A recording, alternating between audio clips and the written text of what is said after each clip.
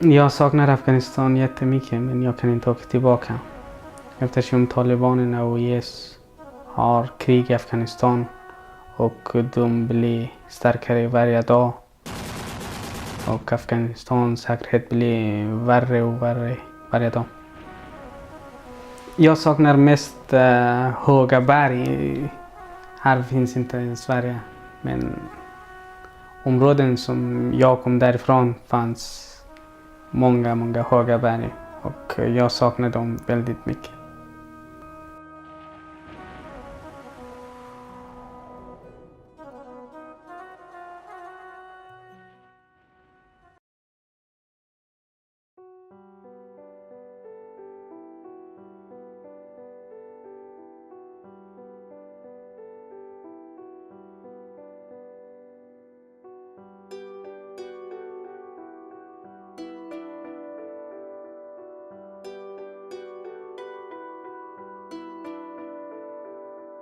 Jag heter Khalil, jag är 17 år gammal.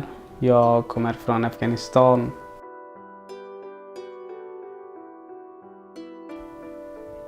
Och just nu jag går till skolan på språkintroduktionsprogrammet på ett gymnasiet och väntar på beskedet. Jag har inte varit hos Migrationsverket på intervju. Jag väntar 1,5 år att de kallar mig på intervju först. Och ska göra en intervju, sen vi får se vad kommer att hända.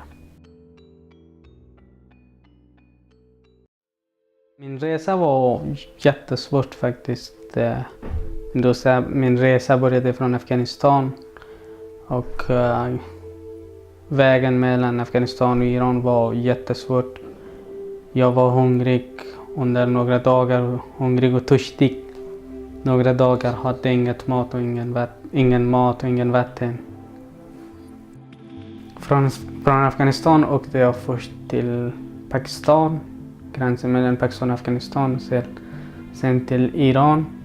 Från Iran Turkiet, sen från Turkiet åkte jag gummibåt till Grekland. Sen från Grekland tog jag buss till Makedonien, sen Serbien, Slovenien och vidare till Tyskland och Danmark, sen till slut till Malmö. Och efter en dag, jag väntade en dag i Malmö och sen åkte till Stockholm och till centralen tog med polisen och följde med till ett boende. Jag hade 2500 kronor i början i min ficka när jag började resa, och min resa tog ungefär 45-50 dagar.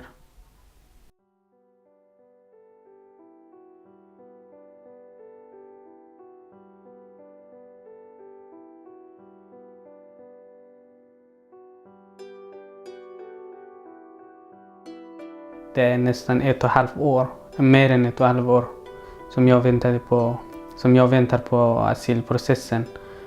Att Migrationsverket kallar mig på intervju först. Det känns jättetråkigt faktiskt. Man vet ingenting vad kommer att hända och hur blir det i framtiden. Man kan inte planera för framtiden. Och skolan och allt är jättesvårt att fokusera i skolan och planera för framtiden helt enkelt. Mina kompisar mår inte bra heller. De mår jättedåliga, så man väntar så länge. Det är jättetråkigt. اینستاگرام داری؟ Ja. گوشیت کو؟ من میخوام اینستاگرام تو داشته باشم. گوشیم. بیا اینستاگرام تو بزن. بزن. Hur många följare det är? Jag har 8000. 8000. Ja. Wow. Skriv ditt namn sen. De långa väntetiderna nu för att de ensamkommande och unga ska få träffa en handläggare på Migrationsverket påverkar deras hälsa negativt. Framtidshoppet som man hade när man kom grusas, man tappar energi, man har ingen mål i sikte Och man blir tveksam överhuvudtaget till att engageras på något sätt. Plus att ryktena går att du får inte stanna. Och det här skapar ju naturligtvis oro. En del blir suicidala, en del bara passiviseras, en del börjar på med droger, går in i gäng. För att på det sättet kommunicera att det blev inte som de hade tänkt sig.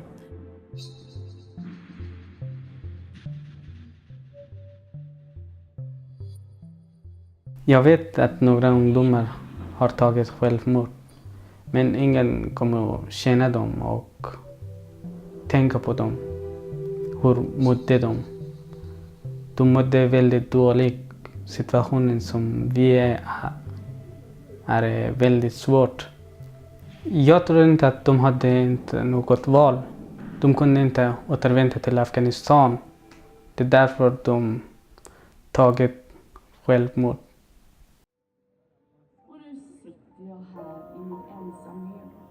Och rörelsen Vi står inte ut kämpar för en rättssäker asylprocess för ensamkommande barn och ungdomar och att vi inte ska utvisa barn och ungdomar till länder i krig.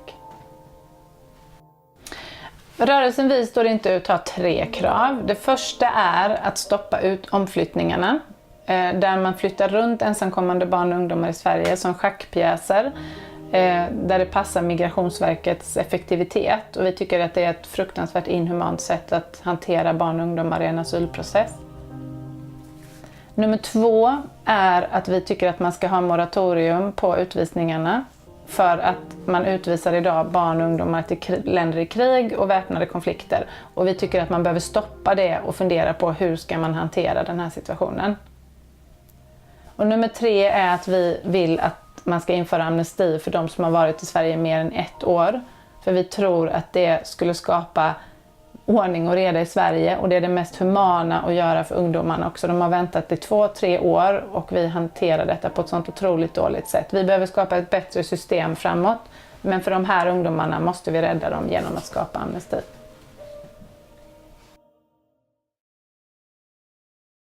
Jag vaknar på morgonen och går och duschar och sen äter frukost och kläder på mig, går till skolan, tar tunnelbanan till skolan. Och efter skolan brukar jag antingen träna eller plugga lite, göra mina läxor. Och på tisdagar brukar jag gå på Röda Korset. Och där vi får hjälp med läxor och prata och träna svenska. Det känns som att man i Röda Korset jobbar för att de ska få vara här, lära sig saker och sedan kasta ut dem, och det de har lärt sig då är inte så mycket värt. För de har lärt sig reglerna om Sverige, hur man ska interagera i Sverige, och sen är det inte det de behöver när vi har kastat ut dem.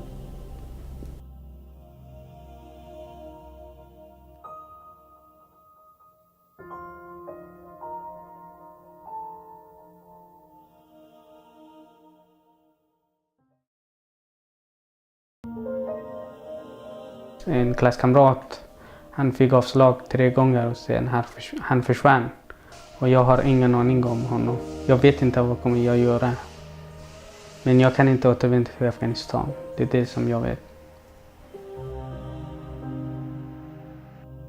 2015, det kom väldigt många människor. Det är ju ingen värdering i så att säga, politisk värdering. Det är bara att konstatera att när det kommer väldigt många människor under en kort tid så skapar det påfrestningar i samhället. Regeringen kommer vid alla ögonblick att säga att de håller barnkonventionen väldigt högt. De har föresatt sig i sin egen regeringsförklaring att de ska ännu striktare införliva barnkonventionen i svensk lagstiftning. De regelverk som sen praktiseras av myndigheter, det är så vi styr i Sverige. Det är inte politikerna som styr direkt, utan det är via att besluta om regler som sen används av myndigheter och kommuner och sånt som använder sig av de reglerna. Att se att de reglerna inte går kanske att använda eller inte kan användas på ett sätt som är tillräckligt barnvänligt, det blir en fråga för att då antingen ändra reglerna eller om det går att ändra praxis. Där vet jag att Barnombudsmannen har kommit med väldigt många förslag som jag tycker man borde titta på.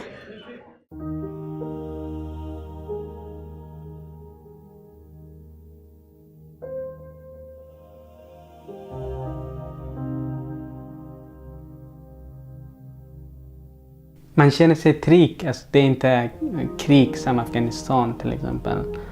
Och alltså människor är inte oroliga. Och de går på jobbet varje dag och de kommer tillbaka hemma på kvällen. Och de tänker inte på att kanske det händer någonting idag och man kan komma tillbaka hemma.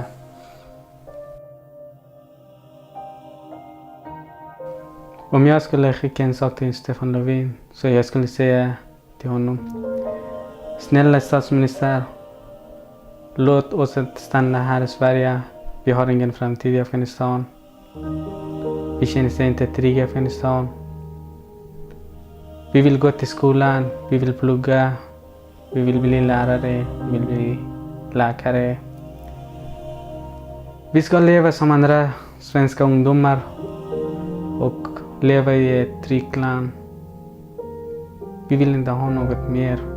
Vi vill leva vårt liv.